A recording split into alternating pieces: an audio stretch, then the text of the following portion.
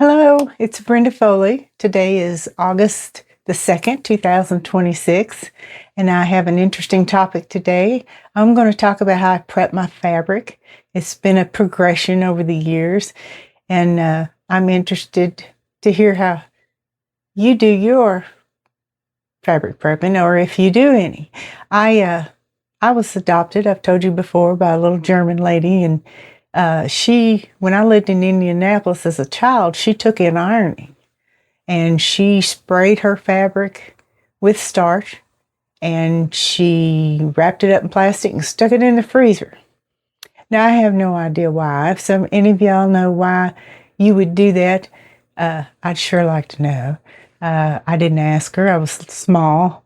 I just seen that's how she did it. But I'm thinking that maybe she was letting the starch soak in and putting it in the freezer would keep it from drying out till it got totally saturated. But she did a lot of ironing, and she didn't let it dry. She brought it out of the freezer and dried it with a dry iron. So that's how I learned to starch. And I used to do my shirts and pants and things like that as a teenager with that method. Then, when I first started learning to quilt, I watched Margaret Lewin quilting, and she taught me so much and was so sweet to help me any way I could. And she sprayed all her fabric. She prepped it with just best press. So I best pressed mine, but it never was until I seen a stiffer consistency. I was satisfied with that, but I did prep I've always prepped all my fabric.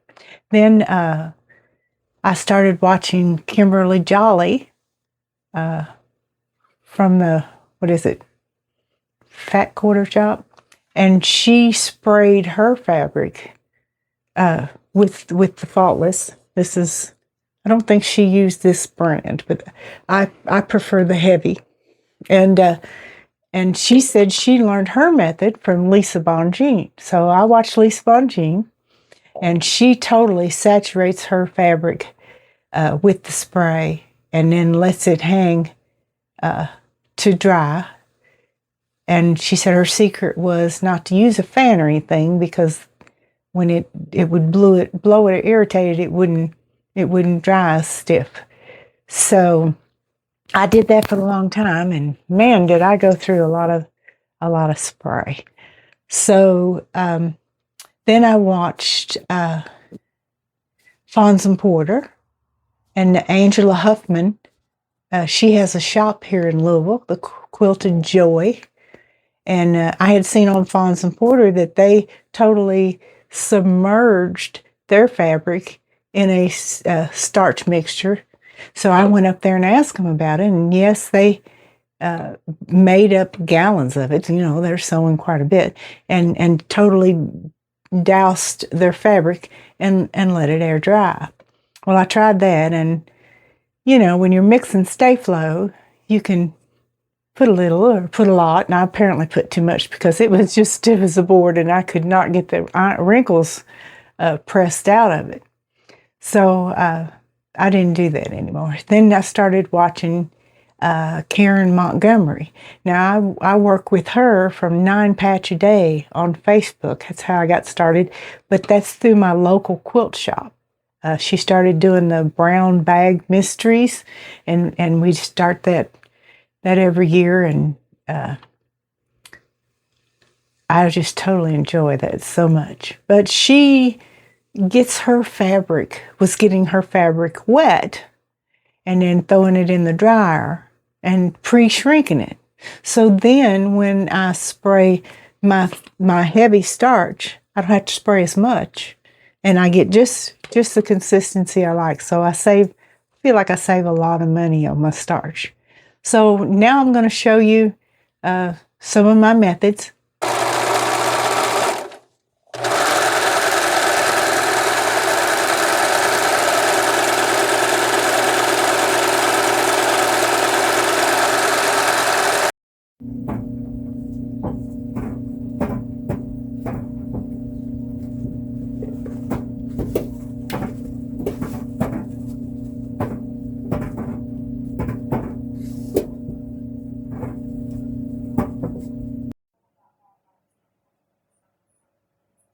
Okay, now that I have it washed and in the dryer shrunk, I'm going to grab my starching towel, cover my pressing area.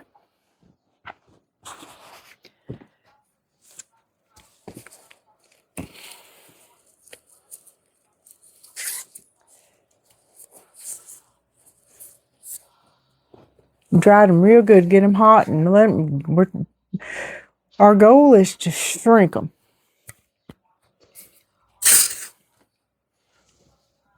Now see, I don't have serge in those edges. I don't have, see, I can just mist it good. I don't have to put it in the dryer and get it good and hot and go pre-shrinking. Then all I got to do is just mist it. I don't have to get it saturated like I did before. Now here's the little pieces that I put in there. I do have a little bit of fray edges there, just a little. But they were in that bag and that prevent a lot of it.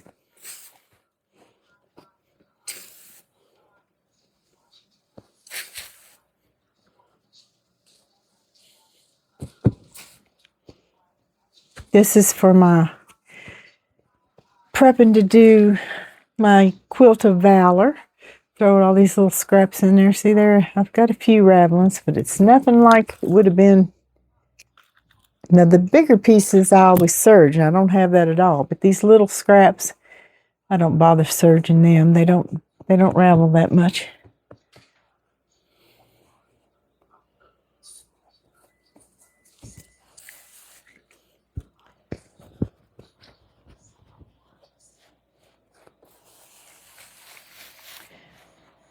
Yeah, I would love to know if somebody. I've had a couple other people say that their mother put their starch stuff in the freezer also, refrigerator, and they didn't know why they did it, but said that's the way they were raised. Their mothers did it. You know, there's a big difference in the irons too. I mean, they used to pull that thing off of the wood stove, the cast irons, which is another thought.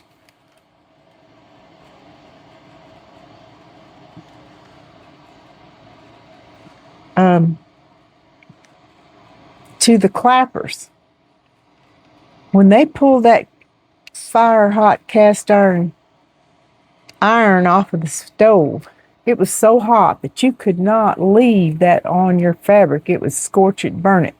So they'd put it on there, get it hot, and they put the clappers on to hold the heat in because they couldn't leave it on there long enough to get it real good and hot. It would scorch it.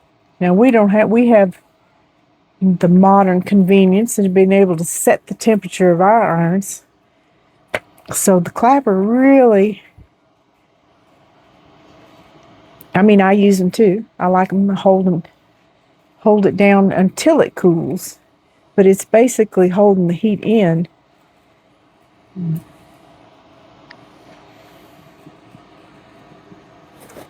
All right, see, I really shouldn't be pressing it on my towel, but that's the way I do it. And and then it's just the right stiffness for me. That makes me very happy. See, it's nice. It's not real stiff. I'm telling you. Yeah, doing it on this towel is not real good because it's got starch buildup. But that's the way we do it. I prep my fabric. If I have a big piece, like say this is a whole yard, I'll lay it across here and just mist it. I don't have to get it soaking wet because that's the reason to get it really, really wet, because you're trying to shrink it. And if we don't need to pre-shrink,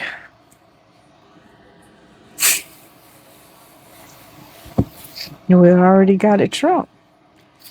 That's all I need right there. It saves me so much starch. See, that one didn't fray at all. There's another little piece. Throwing it in the laundry bag. You can get those. You can get. I've got 7 or 8 of them. Not like the one that I used today, but that I bought at the Dollar Tree, and they're just as good. Throw my delicates in, and that I usually, most of them is for quilting. Throwing my fabric in there if it's not serged, or it'll fray. All right.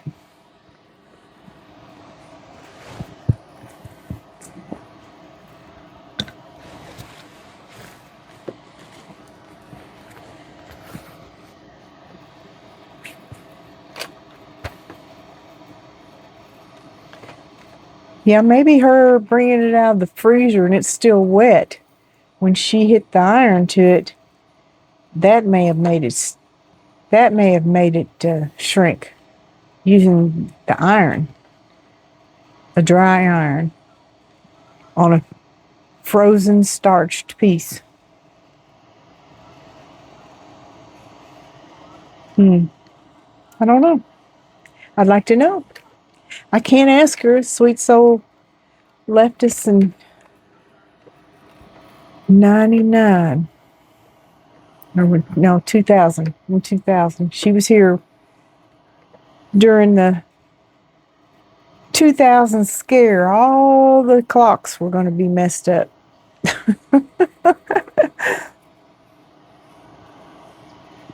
I don't know, there was a lot of updating of the computers then, wasn't there?